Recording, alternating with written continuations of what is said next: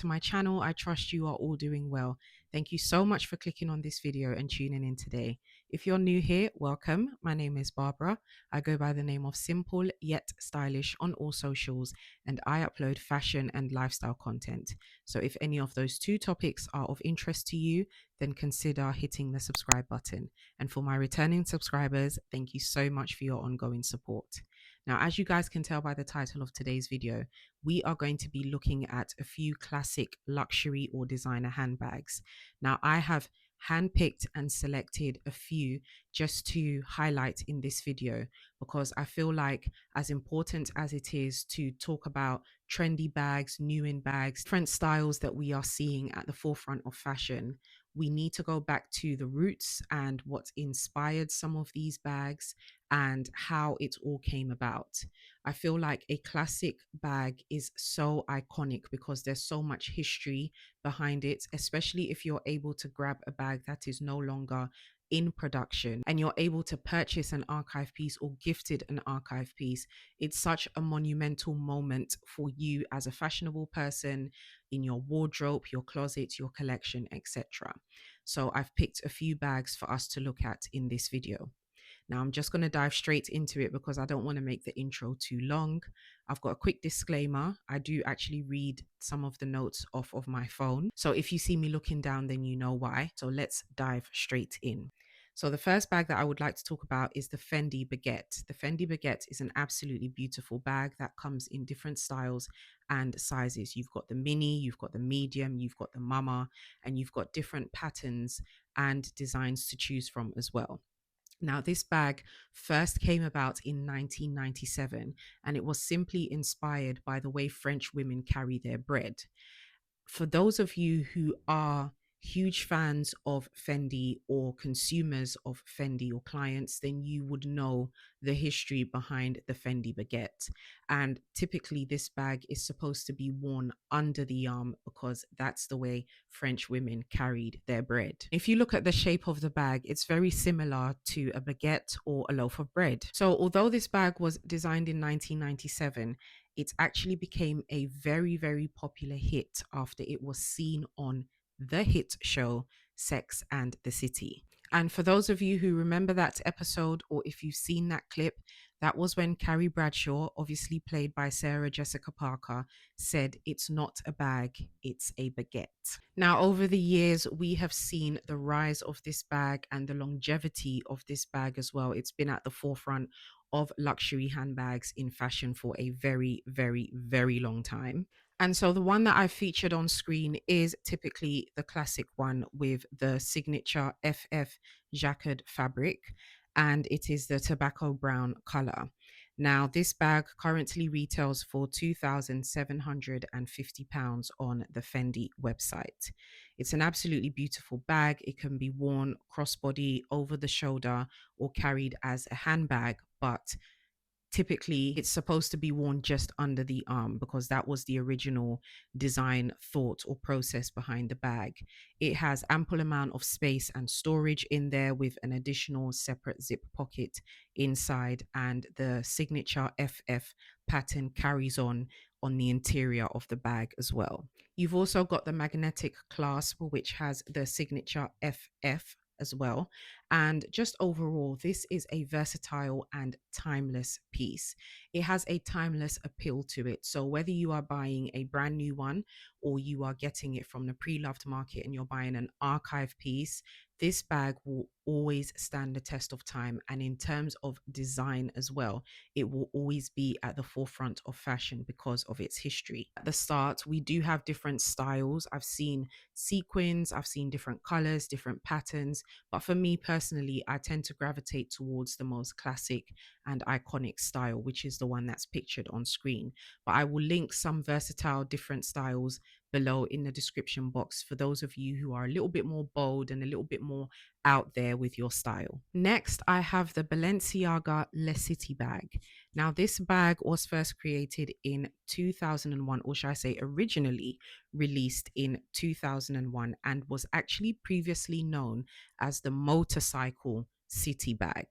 Now, over the years, this bag has become one of the brand's most coveted designs, And when this bag first appeared on the runway, it wasn't actually everyone's favorite. There were mixed reactions, emotions to this bag. Some people liked it and some people weren't too keen on it. So, for those of you who don't know, that's actually an interesting fact. And this is because during that time, this bag was somewhat competing with more clean cut bags such as the Louis Vuitton Speedy and the Fendi Baguette as well.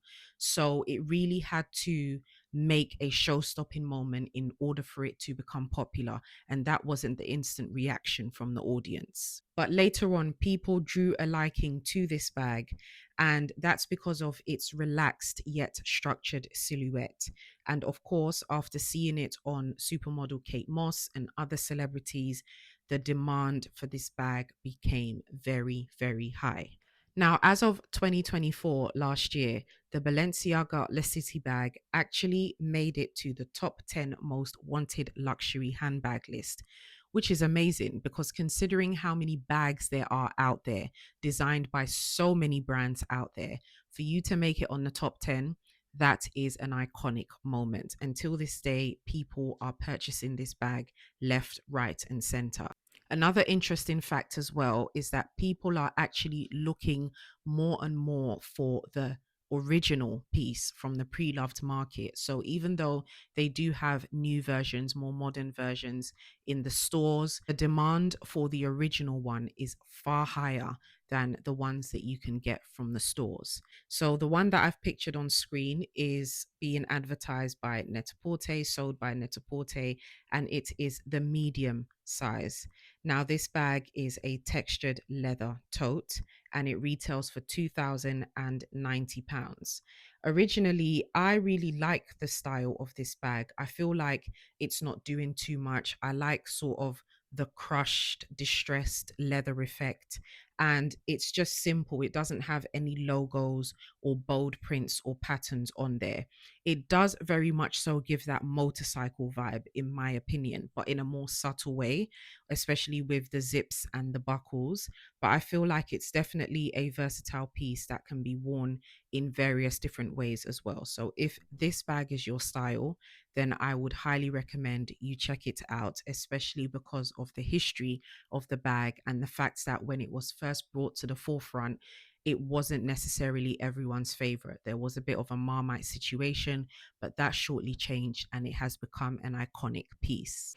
Next, we've got the Loewe puzzle bag, and I talked about this in my previous video because Loewe are currently celebrating 10 years for the puzzle bag.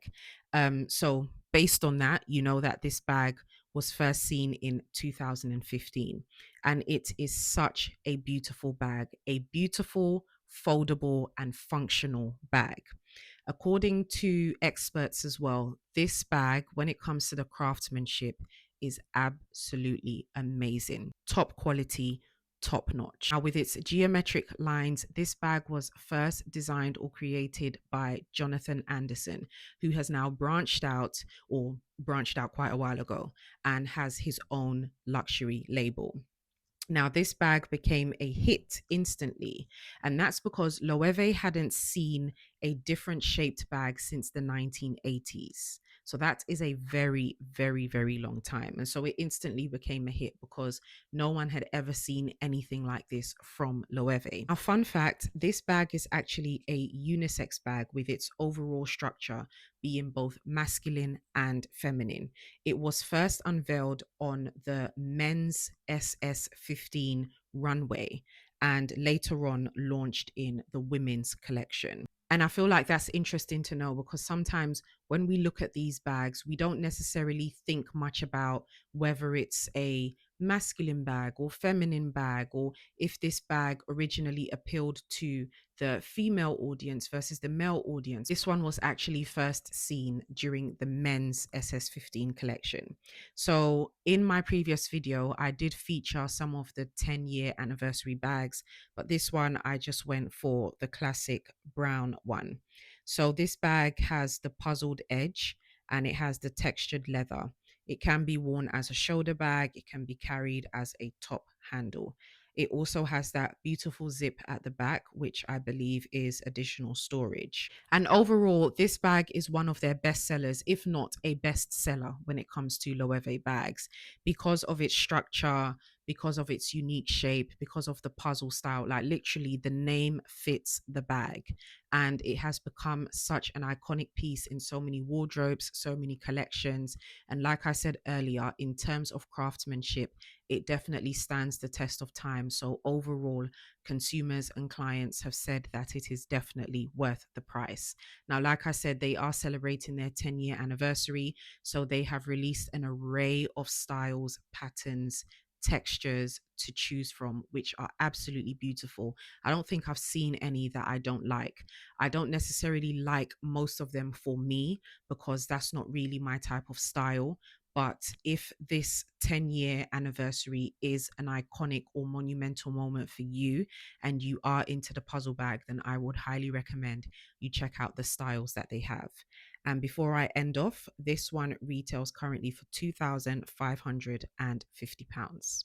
Next, we've got the Dior Saddle. And I've noticed as I was looking back at my previous videos, I think when it comes to handbags, I've only talked about Dior maybe once or twice. I don't even think twice, I think once. So I was excited to feature this one as well. And so this is the Dior Saddle. Now, the Dior Saddle is labeled The History of the Hero, and it was created by John Galliano in 1999 and first made its appearance during the Dior Spring Summer 2000 collection, and it was styled with split dresses. I really wanted to highlight how it was styled because typically when I see this bag, and I've seen this bag as well as many other bags, but this one in particular, I've seen it styled in a very classy, capsule, timeless, and conservative way. I've seen it styled with more covered up clothes that tend to be more smart and tailored.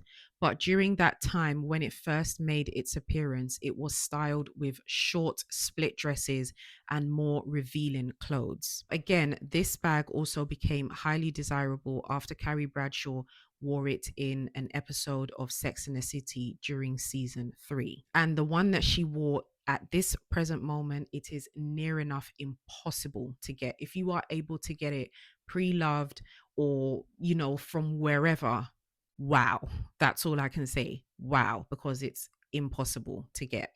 This bag is such a Y2K icon. However, the price of this bag dropped tremendously to the point where people were selling them for less than £100.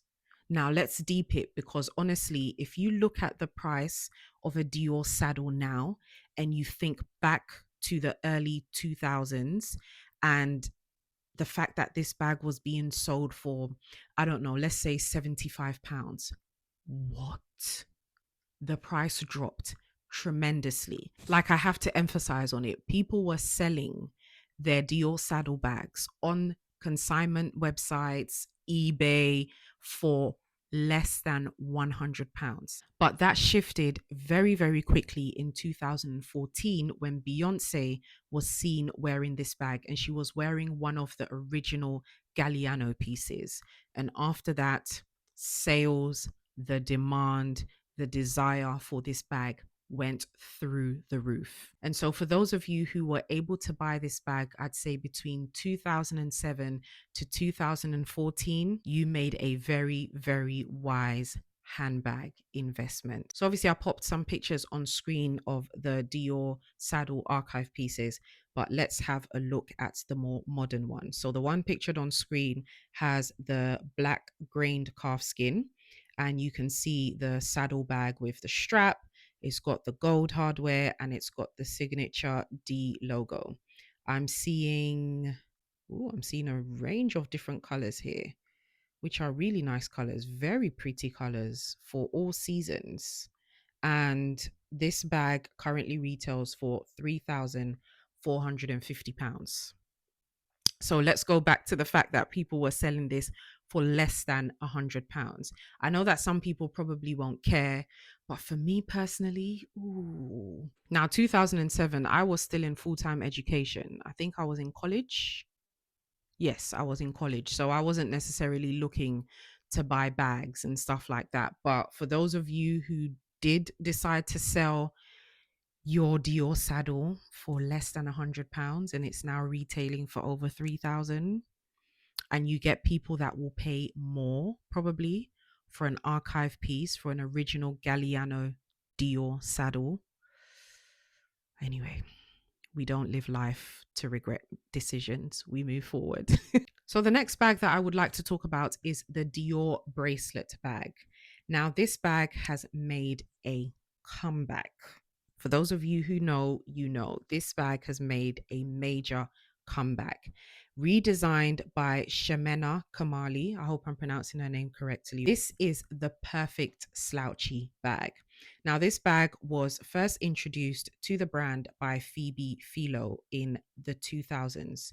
And at the time, it was called the Chloe Nile bag. So, like I said, for those of you who know, you know. And instantly, once you see the Chloe bracelet bag, you will know where it is inspired from. Now, this bag is all about its silhouette and the logo-less designs. Now, I do actually like the oxymoron of this bag. To me, it gives classy, it gives versatile. But when I think of Chloe, overall as a brand, I typically think of luxury boho. I think of boho chic. That's what I tend to think of when I think about Chloe or when I see Chloe pieces. I tend to also think about, oh, if I was to attend a festival or some sort of outdoor event or something more so for summertime and all of that kind of stuff, Chloe would have ideal, perfect, suitable pieces for me to be on theme with the outdoor events that I'm attending. However, this bag doesn't necessarily instantly give off that vibe. It is a signature Chloe style that Chloe is very, very much so known for. But it's the fact that this bag can be styled with more structured, tailored, neat, put together clothing. And it can also be styled with the boho, outdoor, loose, fun type of clothing as well. Like I said, it gives chic, but it also gives slightly unstructured and, you know, a little bit all over the place, which I like. It's the way they've merged it into the bag. I think it's absolutely beautiful. But I don't really have much to say about this bag except the fact that it is an archive revival. Now, let me know what you think of the new one, because I'll be honest with you guys, I actually prefer the Chloe Nile in comparison to the bracelet bag. The bracelet bag is nice. It's very, very beautiful. But for me, for my style, I can't necessarily see this being a piece in my collection. I just feel like I won't pick it up that much. I just feel like I won't pick it up that much. And like I said, as beautiful as the bag is, because I tend to gravitate towards bags that have structure, and the Chloe Nile has structure. That's why I actually prefer that one over this one. But do let me know in a comment section, or if you just equally like both, that's absolutely fine. Of course, fashion is subjective, so you're allowed to, you know, like whatever you like and have your preferences. But for me, because of the slightly unstructured style of the bag, I feel like if I had it, I wouldn't grab it as much. Now, if I did, I would wear it more so as a crossbody or over the shoulder, but definitely crossbody will be number one. I feel like it will suit me more if I was to wear it as a crossbody, although it looks best when you wear it just over you, around your wrist, or carry it as a handbag, because that's when you're able to see the signature bracelet style of the bag. Now, this bag retails for £2,050, and from the Net-a-Porter website, I can see 4 colors. I'm not sure if they have more, they probably will. But overall, it is a very beautiful bag. And like I said, it is an archive revival. Next, we've got the Bottega Veneta Andiamo. Now, I've talked about this bag so many times in my previous luxury handbag based videos, and this video wouldn't be a video if I did not feature this bag. Now, unlike the others, in terms of age, this bag hasn't been around for as long as the Dior Saddle, the Chloe Nile slash bracelet, etc. But nonetheless, this is an absolutely beautiful archive piece. Now, another reason why I had to feature this bag is because according to Vogue, this bag has reached Birkin status. Okay. The Andiamo has reached Birkin status. And to me, that is of no surprise. And I'll be honest with you, I think the way things are looking and my perspective on bags nowadays, I think I prefer the Andiamo over a Birkin. What? I do. I do. I really do. I prefer the Andiamo over a Birkin for now. Now, designed by Matthew Blazy, this modern bag with its signature interweaved leather has become an iconic staple piece, not only in the fashion house, but in so many handbag closets and personal collections too. Now, the Andiamo first made its appearance in 2003, so it's only 2 years old. It's a baby compared to its peers, but a powerful show stopping baby. And this was during the spring summer show of 2023. And its name actually means let's go in Italian, which basically represents its intended use for everyday carry and travel. And that's why I like this bag so much. And if you've watched some of my previous videos in comparison to a Birkin, because I mentioned it, I've always said that I prefer a Birkin over a Kelly because I feel like a Birkin would be more suitable for everyday use and travel, depending on your lifestyle. But for me, if I had a Birkin, or if I was to be offered Birkin or a Kelly, I would prefer a Birkin over a Kelly because I would use the Birkin, I would wear and carry the Birkin a lot more than I would carry a Kelly. I feel like a Kelly is more dressy, is more for certain occasions, whereas the Birkin is more easier to use casually and for everyday and travel use. Now, I don't have a lot of big bags in my collection, but I do have the Louis Vuitton Neverfull, which I've talked about so many times. That is an ideal bag for everyday use and for travel. So, in terms of cost per wear, I have certainly exceeded that. And I feel like the Andiamo would also do the same thing. So, as we know, the Bottega bags have the interweaved signature leather style. It's actually inspired from the brand's heritage, which most of us know as well. Now, this bag has become a coveted item and has been labeled the it bag because it appeals to a wider audience outside of celebrities and fashion editors. So, again, like I've said, in so many of my videos where I've featured this bag. And just to briefly highlight, this is the type of bag that will tick all boxes depending on your lifestyle. If you're someone that is outgoing, or if you work outside of your home and you tend to be outdoors a lot more and you're looking for that ideal luxury bag that does come in different colors, sizes, this is the bag. It's also a very beautiful bag. It's easy to identify it because of the signature Bottega style. But in terms of loud fashion, I wouldn't necessarily classify this bag as loud fashion. I would more so say it's a little bit more subtle. You do have the gold buckle at the front, and I like the fact that the strings or the leather can be pulled and you can wear it as a shoulder bag, giving you that versatility. But I like the overall subtleness of this bag. I also feel like it gives richness in terms of its quality.